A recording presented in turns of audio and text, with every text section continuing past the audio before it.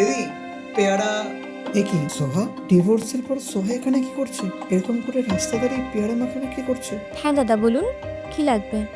হ্যাঁ, বলছে যে এই পেয়ারাগুলো কত করে? 50। ঠিক আছে, আমাকে 4টে দিয়ে দিন। আচ্ছা।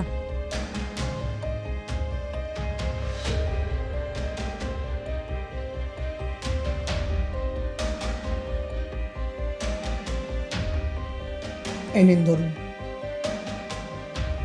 দাদা আমার কাছে খুচরো হবে না, আপনি খুচরো দিন না। ঠিক আছে, দোকান তো এখানেই আছে। আর আপনাকে দেখেও বিবাহিতই মনে হচ্ছে। আপনি থাকেন বা আপনার হাজব্যান্ড থাকুক, আমি পরে কোনো সময় নিয়ে নেব। না না, আমি খুচরো করে এনে আপনাকে দিচ্ছি, আপনি একটু দাঁড়ান। হ্যাঁ, কোনো প্রবলেম হলো? আপনার হাজব্যান্ডের কথা বলতেই আপনি এরকম ভয় পেয়ে গেলেন? কই না তো। আপনাকে দেখে এরকম আপসেট মনে হচ্ছে। আপনি কি কোনো কিছু নিয়ে প্রবলেমের মধ্যে আছেন? না তো দাদা, কোনো প্রবলেম নেই তো। দেখুন, সবাইকে তো নিজের কথা বলা যায় না, কিন্তু আপনাকে দেখে সত্যি আমার মনে হলো আপনি কোনো প্রবলেমের মধ্যে আছেন। তাই জন্যই আপনাকে জিজ্ঞেস করছি।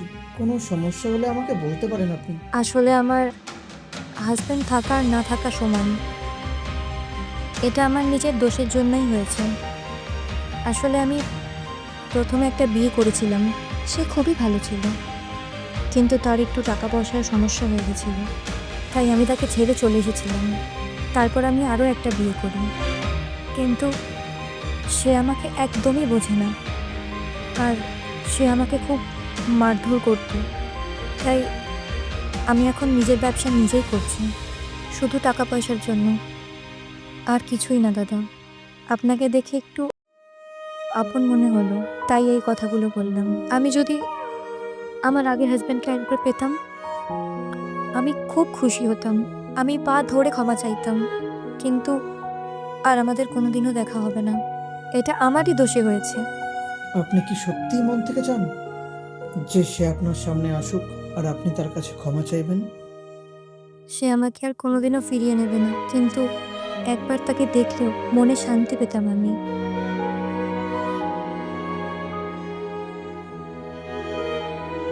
তো আমি